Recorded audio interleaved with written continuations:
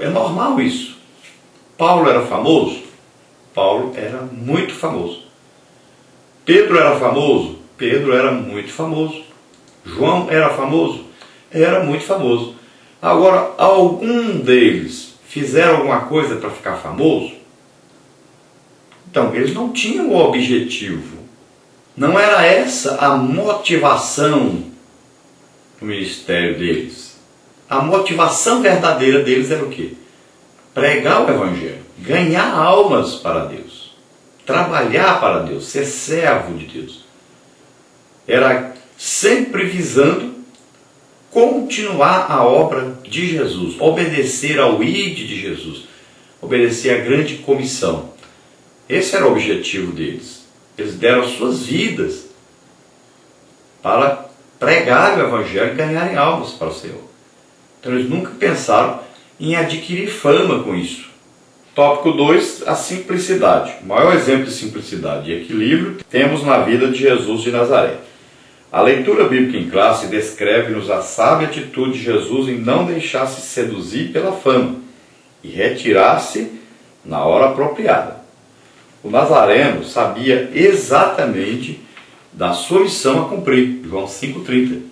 Quando percebeu que a multidão desejava fazer dele um referencial de fama, Cristo retirou-se para não comprometer a sua missão, Marcos 1,45. O Mestre é o nosso maior exemplo de simplicidade e equilíbrio no trato com as multidões. Enquanto estas o procuravam, ele se refugiava em lugares desérticos, Mateus 14,13, Marcos 1,45. Bom, Jesus tinha pouquíssimo tempo para exercer o seu ministério, para treinar aqueles discípulos, e ele tinha pouquíssimo tempo para passar pelas aldeias, pelas cidades, pregando o Evangelho do Reino. Ele mesmo, representante de Deus, filho de Deus. Ele mesmo ali, frequentando o mundo, levando então a mensagem de arrependimento de pecados. As pessoas acreditavam que o Messias viria e os livraria do poder dos romanos e exerceria um poder tal que governaria todo o mundo. Então Jesus era procurado, já que ele dizia que era o Messias, ele era procurado na intenção de que ele governasse, de que ele fosse logo colocado como rei, que ele fosse logo coroado, e as pessoas iam até Jesus também por causa dos seus milagres. O seu objetivo era a cruz e não o trono. Jesus não veio para essa fama mundana. Ele se tornou famoso, mas ele não tinha como um objetivo a fama. Tudo o que ele fez, ele tinha como motivação a nossa salvação, a obediência ao plano de Deus para a nossa salvação. E sempre a sua motivação era sempre a glorificação do Pai, a exaltação do Pai. 3. O equilíbrio. No mundo contemporâneo, somos pressionados a sermos sempre os melhores em todas as coisas. O Evangelho, entretanto, oferece-nos a oportunidade de retirarmos de sobre nós esse fardo mundano. Mateus 11,30. Você não precisa viver o estresse de ser quem não é. Você deve tornar-se o que o Senhor o chamou para ser. Não tente provar nada a ninguém. O Filho de Deus conhece-nos por dentro e por fora. Ele sabe as nossas intenções, pensamentos e desejos mais íntimos. Não se transforme num ser que você não é só para ganhar fama. A ilusão midiática não passa disso. É apenas uma ilusão. Nunca foi a vontade de Deus que seus filhos se curvassem à fama, ao sucesso, à riqueza ou ao poder. Façamos o contrário, prostrando-nos aos pés de Cristo e fazendo do Calvário o nosso verdadeiro esteio. Se há alguma coisa em que devemos gloriar-nos, que seja na cruz de Cristo. 1 Coríntios 2,2, Gálatas 6,14. Então, o verdadeiro cristão, ele não deve se concentrar de ter aí como o seu objetivo, de ter aí ao desejo de aparecer, de ser grande, de se destacar. Porque por trás desse objetivo sempre vai haver o quê? Uma motivação errada. Você não está sendo motivado pelo Espírito Santo, mas você está sendo motivado por uma ambição, por um desejo de enriquecimento, um desejo de adquirir poder mundano, de ter posses materialistas. Então é melhor ser simples, melhor ser humilde, é melhor fazer as coisas para Deus e para a glorificação e exaltação de Deus, visando sempre que o nome de Jesus seja conhecido em toda parte, a salvação seja espalhada, compartilhada em todas as nações. Vamos à nossa conclusão, que diz: como estudamos na lição de hoje, a fama não pode ser a motivação do crente. E o anonimato não significa derrota alguma para aqueles que estão em Cristo Jesus. O meigo nazareno chega a incentivar a prática anônima da vida cristã. Mateus 6, de 1 a 4. A pureza, a simplicidade e a sinceridade são os valores do reino de Deus que nem sempre são entendidos pelos incrédulos. Todavia, somos chamados a manifestar esses valores em nossa vida. Portanto, não se preocupe com o anonimato, mas deseje agradar ao Senhor que criou os céus e a terra, pois estes manifestam a sua existência e provam que Ele esquadrinha as intenções dos nossos pensamentos e corações. Então o crente não deve se preocupar com o anonimato. Eu não sou visto, eu não sou conhecido, eu não sou famoso. Você está fazendo a obra de Deus? O que importa é, lá no céu você é conhecido? Saiba disso, no tribunal de Cristo serão julgadas as nossas obras. E pelo que? Quais os critérios desse julgamento? O critério é quantidade de obras e qualidade de obras, e também a motivação das obras. Veja só, às vezes a pessoa é famosa, faz muitas obras, mas faz para ser famosa, faz para ganhar dinheiro, para ter poder, para ter posição social. E o que adiantou? Quando chegar lá no tribunal de Cristo, vai perder tudo que fez. Então, não se preocupe com o anonimato. Continue fazendo a obra de Deus, faça para Deus, para que o nome de Jesus seja engrandecido, seja conhecido, para que o Pai seja glorificado. Faça, ganhe almas. Essa deve ser a verdadeira motivação do crente aqui na terra. Pois cresça, abunde nesses dons. Os dons funcionam. Quanto mais você usa, mais Deus te dá. E vai aumentando, crescendo. Use isso, mas use isso para a glorificação de Jesus, para que o nome de Jesus seja exaltado, engrandecido. Use isso para ganhar almas, para edificar as pessoas, para mostrar às pessoas que Jesus está vivo. E lembre-se, quando o médico opera, ninguém agradece ao bisturi. Não é o bisturi que vai adquirir fama, é o médico que fica famoso. Então nós somos apenas o bisturi. Vamos orar agora. Se você deseja aceitar Jesus como Senhor e Salvador, é a sua oportunidade. Vamos orar. Se você que estava buscando fama, glória para si, engrandecimento do seu nome, deseja se arrepender desse sentimento ruim, dessa falsa motivação, faça-o agora. Peça perdão ao Senhor. Ele está pronto a perdoar e ajudar você a caminhada daqui para frente, rumo sempre à exaltação e à glorificação de Deus. Se você está doente, está enfermo, é a oportunidade de ser curado agora. Vamos orar. Pai, em nome de Jesus, olha, Senhor, para essas vidas, ó Deus, que estão precisando de Ti. Ó, prastare com tefir, lacusarar, lamashuedar, menizei. Ah, Senhor maravilhoso, salva, Senhor, essas vidas. Ajuda, Senhor, para que eles possam conhecer a Jesus Cristo como único Senhor e Salvador nesta hora. Escreve os seus nomes no livro da vida, Senhor.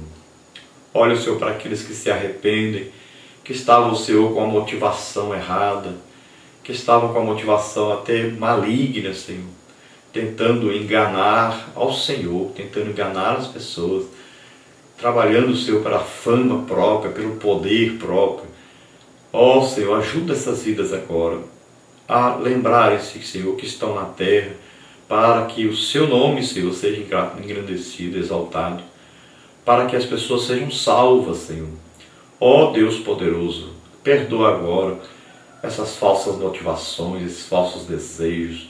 Ó Senhor, em nome de Jesus, abençoa essas vidas. Ó Pai, eu ministro cura sobre todos que estão enfermos e doentes agora. Em nome de Jesus, recebo em nome de Jesus agora. Vai saindo todo o mal dessas vidas agora, em nome de Jesus. Receba aí a tua cura, o poder de Deus na sua vida agora, em nome de Jesus. Amém. Glória a Deus. Continuamos nos colocando ao dispor da igreja. Se você deseja nos convidar para estarmos aí, ainda temos agenda esse ano. Temos ainda novembro e dezembro, alguns dias livres ainda. Então você nos convide, estaremos aí com você na sua igreja. Eu não cobro, lembrando sempre, é bom lembrar disso. E não se preocupe com hotel de 5 estrelas. Eu fico aí na sua casa, na casa pastoral, porque eu não estou aqui neste mundo para ser rico, famoso ou para viver na luxúria, nada disso. Estamos aqui para servir a igreja de Cristo. Estamos aqui como servos de Jesus Cristo. Vamos agora então ao nosso questionário. Dentro do nosso textuário, a primeira pergunta, para completar. Mas tu, quando orares, entra no teu aposento e, fechando a tua porta, ora a teu Pai que vê o que está oculto. E teu Pai que vê o que está oculto te recompensará. Mateus 6,6. Dentro da nossa verdade prática, para completar também pergunta número 2. A verdadeira motivação do crente não está na fama ou no poder, mas em viver para glorificar a Cristo. Dentro da nossa introdução, pergunta 3. De que maneira a sociedade em que vivemos se comporta? Então, vivemos numa sociedade onde o ter sobrepõe-se ao ser. Sofremos pressões diárias para vivermos de forma materialista. Fama, poder e influência política procuram atrair-nos. Quando a pessoa acostumada à fama e ao poder cai no anonimato, perde o total controle da situação. Ela percebe não ser mais o centro das atenções. Número 4. Certamente não é a vontade de Deus que seus filhos busquem o estrado terreno. Qual deve ser o verdadeiro sentido da vida cristã? Então, o verdadeiro sentido de viver é à luz do exemplo de simplicidade evidenciado na vida de Jesus de Nazaré. Número 5, a pergunta dentro da primeira parte, aí, a verdadeira motivação do crente. O que é vaidade? Além de significar o que é vão ou aparência ilusória, o termo vaidade, segundo o dicionário Alves, designa a ideia de valorização que se atribui à própria aparência. É o desejo intenso de a pessoa ser reconhecida e admirada pelos outros. Isso é vaidade. Pergunta 6. Por que a motivação verdadeiramente cristã dispensa a vaidade? Então, quando lemos as Sagradas Escrituras, percebemos que o buscar a glória para si é algo absolutamente rechaçado pela palavra de Deus. João 3,30. A palavra revela que o servo de Cristo não deve, em hipótese alguma, ser motivado por essa cobiça. Marcos 9:30-37. Pergunta número 7. Por que o crente fiel não deseja o primeiro lugar? Então, ao lançar a mão de uma criança e apresentá-la entre os discípulos, ensinava o Senhor Jesus uma extraordinária lição. No coração do verdadeiro discípulo deve haver a mesma inocência e sinceridade de um infante. Marcos 9:36. Entre os seguidores do Mestre não pode haver espaço para disputas, intrigas e contendas. No reino de Deus, quem deseja ser o primeiro revela-se egoísta, mas quem procura servir ao próximo é chamado pelo Mestre para ser o primeiro. Marcos 10:42-45. Aqui se estabelece a diferença entre o vocacionado por Deus e o chamado pelo homem. Número 8. Por que o crente fiel não se porta soberbamente? Então, o livro de Provérbios demonstra com abundantes exemplos e contundentes palavras do que o ser humano é capaz quando o seu coração é dominado pela soberba e pelo desejo desenfreado pela fama. Provérbios 6:16-19, 8:13. O soberbo se apressa em fazer perversidade, usa de língua mentirosa, semeia contenda entre irmãos, e com olhos altivos assiste às consequências dos seus atos sem pestanejar, arrepender-se ou sensibilizar-se. Isso absolutamente não é a verdadeira motivação do crente fiel. A motivação do discípulo do meio nazareno está em servir ao Senhor com o coração íntegro e sincero diante de Deus e dos homens. João 13:34-35. Parte 2. Não fomos chamados para a fama. Número 9, a pergunta: o que é fama? Então é um conceito bom ou mal, formado por determinado grupo em relação a uma pessoa. Para que tal conceito seja formado em relação a si, é preciso tornar-se o centro das atenções. Lamentavelmente, a síndrome de celebridade chegou aos arraiais evangélicos. Número 10. Responda segundo os seguintes textos bíblicos. João 3,30, 5,30, 8,50, Romanos 12,16, 2 Coríntios 11,30. O ser humano, criado por Deus, foi feito para a fama. O homem, como centro das atenções, é algo cristão? Uma classe de privilegiados e outra de meros coadjuvantes é projeto de Deus a sua igreja? Desenvolver o poder de influência política e midiática segundo as categorias desse mundo é expandir o reino divino? Então todas as respostas aí é não. Número 11. O que pode ocasionar o espaço na mídia? Então poder pode oferecer a ilusão de que podemos obter sucesso imediato em todas as coisas, gerando em muitos corações, até mesmo de crentes, uma aspiração narcisista pelo sucesso. 2 Timóteo 3, de 1 a 5. Quando a fama sobe a cabeça, a graça de Deus desaparece do coração. Buscar desenfreadamente a fama é a maior tragédia na vida do crente. Este logo perde a essência da alma e a sua verdadeira identidade cristã. Nessa perspectiva, o Evangelho declara: porque que aproveita o homem granjear o mundo todo, perdendo-se ou prejudicando-se a si mesmo? Lucas 9, 25. Parte 3. O anonimato não é sinônimo de derrota. Pergunta número 12. Como é a verdadeira sabedoria? Complete. O livro de Eclesiastes relata a história de um pobre homem sábio que livrou a sua cidade das mãos de um rei opressor. Eclesiastes 9, de 13 a 18. No entanto, o povo logo o esqueceu. Ele, porém, não deu importância alguma para isso, pois o que mais queria era livrar, de uma vez por todas, a sua querida cidade das mãos do tirano. A fama e o desejo de ser reconhecido passavam longe do seu coração. Afinal, o que caracteriza a verdadeira sabedoria é o temor do Senhor. Provérbios 1, 7. Pergunta número 13. Como era a simplicidade de Jesus? O maior exemplo de simplicidade e equilíbrio temos na vida de Jesus de Nazaré. A leitura bíblica em classe descreve-nos a sábia atitude de Jesus em não deixar-se seduzir pela fama e retirar-se na hora apropriada. O Nazareno sabia exatamente da sua missão a cumprir. João 5,30. Quando percebeu que a multidão desejava fazer dele um referencial de fama, Cristo retirou-se para não comprometer a sua missão. Marcos 1,45. O Mestre é o nosso maior exemplo de simplicidade e equilíbrio no trato com as multidões. Enquanto estas o procuravam, ele se refugiava em lugares desérticos. Mateus 14,13 e Marcos 1,45. Número 14. Como encontrar o equilíbrio? Complete. No mundo contemporâneo, somos pressionados a sermos sempre os melhores em todas as coisas. O Evangelho, entretanto, oferece-nos a oportunidade de retirarmos de sob nós esse fardo mundano. Mateus 11,30. Você não precisa viver o estresse de ser quem não é. Você deve tornar-se o que o Senhor o chamou para ser. Não tente provar nada a ninguém. O Filho de Deus conhece-nos por dentro e por fora. Ele sabe as nossas intenções, pensamentos e desejos mais íntimos. Não se transforme no ser que você não é só para ganhar fama.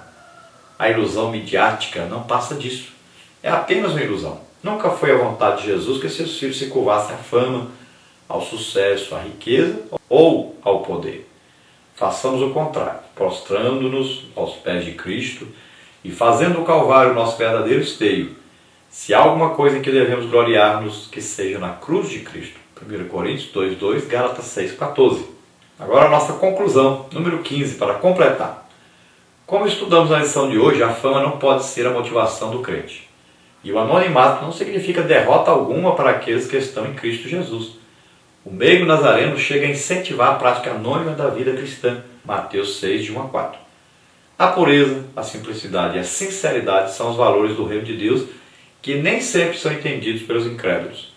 Todavia, somos chamados a manifestar esses valores em nossa vida. Portanto, não se preocupe com o anonimato, mas deseje agradar ao Senhor que criou os céus e a terra, pois estes manifestam a sua existência e provam que Ele esquadrinha as intenções dos nossos pensamentos e corações.